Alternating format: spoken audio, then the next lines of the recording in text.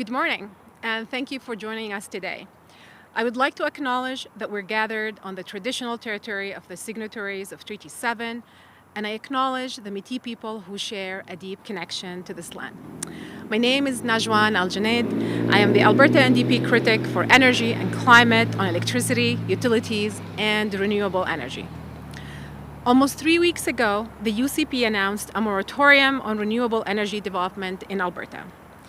This announcement came without any warning or consultation with the industry. And as you would expect, it has received significant backlash due to the investment and jobs that are at risk. But the exact projects and figures were not known until now. Data was released today by the national think tank, the Pembina Institute, showing the detailed economic impacts of the UCP's moratorium. Here's what the data found. There are 118 projects currently in development that are either waiting for permitting approval or could submit an approval application within the next few months. The projects range across the province, from as far north as Peace River down to the southern part of the province near the US border. And those companies and organizations developing or buying these projects are just as diverse with unique business objectives. Everything from long-time renewable energy companies to municipalities to oil and gas companies and First Nations are looking to pursue renewable energy. These projects represent at least $33 billion in investment. They will create more than 24,000 job years. A job year is a job that lasts a year. To put these numbers into perspective, the total investment in the renewable sector is more than the capital investment of Alberta's oil and gas sector in 2023. I want to be clear. This is not meant to pit one industry against the other. As I have said repeatedly, Alberta has the potential to lead in all forms of energy development. But I offer the comparison to oil and gas to illustrate the scale of the renewable energy sector and the potential the sector holds to diversify our economy. This is about our economic future. It is about reducing emissions from our electricity generation to address climate change. The trends we're seeing in Alberta match trends we're seeing worldwide. The International Energy Agency predicts that global investment in clean energy is on course to rise to $1.7 trillion in 2023. For the first time ever, solar is set to attract more capital than oil production this year. And yet, the UCP has decided to shut down the sector for 7 months. This creates uncertainty and sends the wrong signal to international investors. And I can assure you, the world is watching. The UCP's moratorium has generated negative international headlines in the UK, in the US, and elsewhere. And all of this is doing serious damage to our international reputation as a place to do business. If we want to protect $33 billion in investment and create over 24,000 job years, the UCP must end this moratorium immediately. Consult with stakeholders to find solutions and let the industry get back to business. Let's focus on creating good-paying jobs now and for the future. Let's focus on bringing investment here, not driving it away. Thank you, and I'm happy to take your questions. Okay, we'll start with questions either in person. Please use the mic if you don't mind.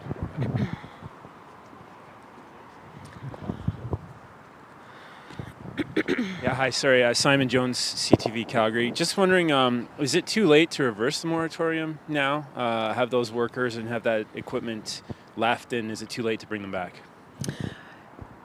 I mean, we don't know the exact impact of this moratorium. When I was talking to the industry the days of the moratorium when it was announced, many of them were going through a final investment decision. So I'm certain final investment decisions wouldn't go ahead with a moratorium. So we do not know the true impact, but we know these numbers today, that these are potential jobs, and $33 billion is a lot of money, and 24,000 jobs is a lot of jobs.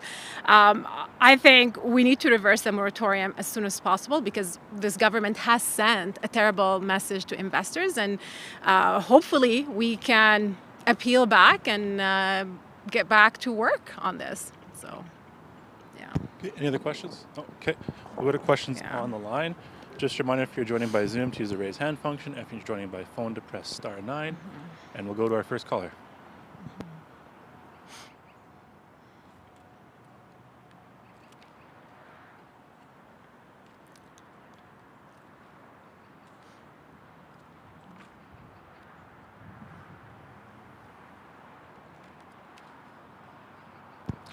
Caller, your line is open.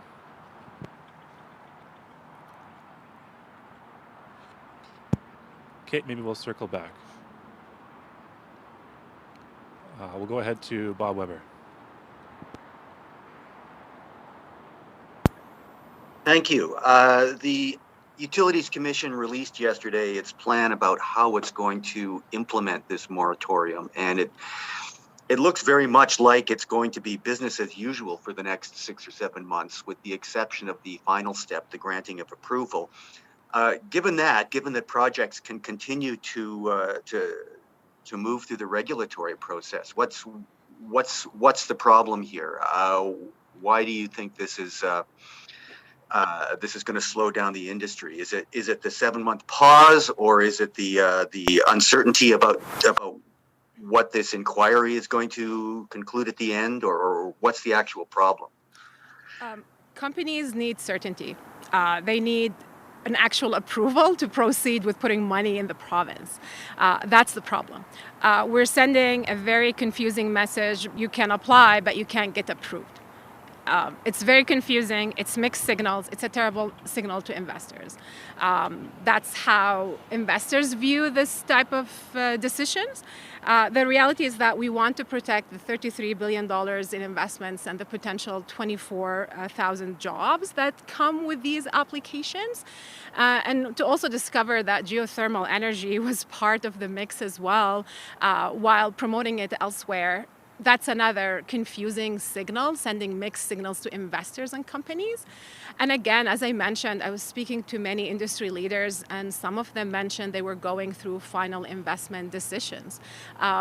These are conversations and decisions that happen without us knowing. This is not public information.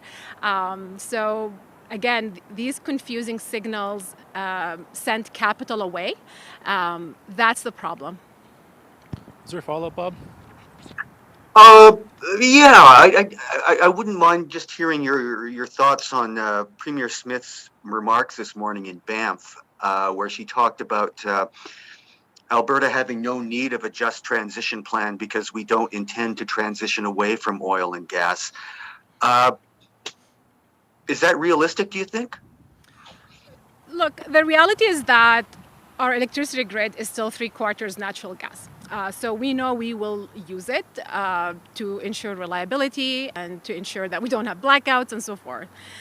The reality as well that there is a global transformation towards a low carbon future.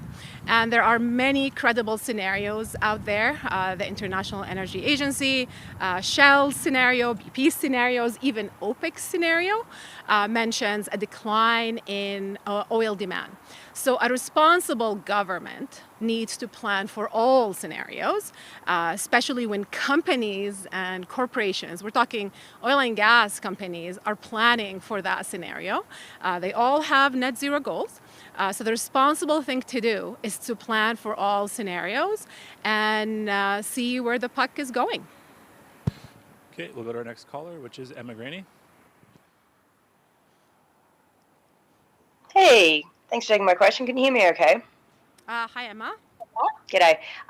So just off the bat there's been some commentary around about this moratorium saying, well, now renewable companies are facing the same uncertainty that oil and gas has faced for the last number of years under the federal government and with some provincial policies as well under the former NDP. So what's your response to that justification that, oh, well, what comes around goes around kind of thing? I've spent 15 years in the energy sector. I haven't seen a moratorium on any oil and gas projects. Now, when we talk about uncertainty, I would, from the federal side, I would love to see more clarity on the ITCs, on the CCUS ITC, for example. It's been over 18 months, so for sure we want to see that clarity. But this is not the same level of uncertainty. This is a moratorium. You actually cannot proceed with building. It's a ban for 7 months, which we always say, yes, you can improve a regulatory process. Governments always review regulations and improve them, but they stay open for business and they do not send terrible messages to investors. And honestly, we see a government that does not understand the direction of the global economy and the future. Is there a follow-up, Emma? Yeah, for sure. So, I mean, when you're looking at some of the issues that have been identified here, certainly CanREA has acknowledged that these do need to be talked about, right? Reclamation, agricultural land use and such. So I guess instead of a moratorium, which I know that you don't want, you've said, like, let's just lift it. How would you like to see this review of that really important regulation and policy go ahead? What should those discussions look like on the ground, do you think? Yeah, so after lifting the moratorium, it's sitting with all the stakeholders here. So that's renewable energy companies, that's incumbent generators, that's landowners and municipalities. There is already a reclamation process embedded within the renewable energy sector. If there's a way to improve it, and the reality is that this is a private negotiation between a landowner and the renewable energy project or renewable energy company. So municipalities often do not know about that reclamation bond or that reclamation agreement. So that's a conversation to be had, but you're touching on landowner rights, and that's why you need the landowners in the conversation. On land, absolutely, we do not want to see prime land used. I mean, specifically for wind, we know it only takes 0.7% of land, while we've seen developers building solar energy or solar panels on less fertile lands. So there are things already being done. If there are ways to improve that, we would love to see them, but that starts with talking to the industry and the wide array of stakeholders that we have. And then just on the geothermal energy side, we're seeing many roadblocks this sector is being thrown at. There's a lot of red tape with it. There are over 460,000 oil and gas wells that do not have the same roadblocks. And we need to understand these are the same type of wells. So the question is, why do we see roadblocks for geothermal energy but not the other wells?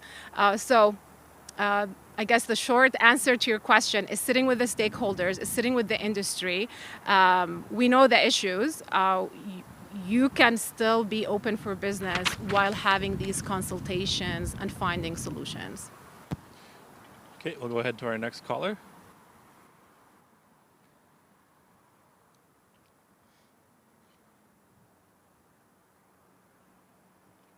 Hello there. It's Colin Gallant from the Medicine Hat News. I just had a couple questions about the pause has been sort of, the report itself talks a lot about the benefit, a taxation assessment benefit for rural municipalities. But, I mean, the rural municipalities are the ones that, or at least local rural elected officials seem to be the ones sort of most in favor of this pause. What's the disconnect there, and what can you do to overcome that? Sorry, I missed the first part of your question. I couldn't hear it. There's major tax benefits outlined in the report, for local Right. rural governments, but rural governments seem to be the ones that are perhaps happiest that this pause has come into play. How do you square that circle? I guess every municipality is different, but we've heard that many municipalities are also happy. Vulcan alone, I believe the revenue was 45% that came from the renewable energy sector. So there are many happy municipalities and there are many happy landowners. Again, if there are unhappy stakeholders, we should absolutely have conversations. This is about improving the process. There are always impacts in energy resource development. The question is, how do you mitigate the impacts? The impacts are in every sector. This is not unique to the renewable energy sector. It's in oil and gas, it's in oil sands, and of course it is within the renewable energy sector. So again, it's sitting down with the stakeholders and the municipalities to find solutions for the issues they're facing. But a moratorium is not a solution because it's sending a terrible message about Alberta and about us as an investment destination. Is there a follow-up? Yeah, thank you. A lot has been made about the prime agricultural land aspects of this, irrigated land, et cetera, et cetera. By my count in this report, about $20 million a year of economic benefit would go to projects that are located on irrigation districts, on land leased from irrigation districts. What do you make of the government perhaps skirting around that issue that, I mean, large irrigation districts are courting these projects? And what can be done there? So first of all, this is, again, a private negotiation between a landowner and a renewable energy company. A landowner might decide to farm a crop or farm the sun. That's the reality of this industry. So it's a choice, and we need to have and we don't want to take over landowner choices here. So that's where I go back to, you need to have conversations with the municipalities, with the landowners, if there are ways to better the process. And yes, we don't want Class A or B type of land being used because, yes, we would love to farm food for sure. But my understanding is that many renewable energy companies already choose less fertile land for these projects. This is already accounted in the process as well. And I just want to repeat, we have a regulatory system that weeds bad projects and keep good ones. If there are projects that fall between the cracks, we should absolutely look into that. We should absolutely consult with the stakeholders and find solutions. But again, a moratorium is not a solution. Okay, we'll go ahead to our next caller.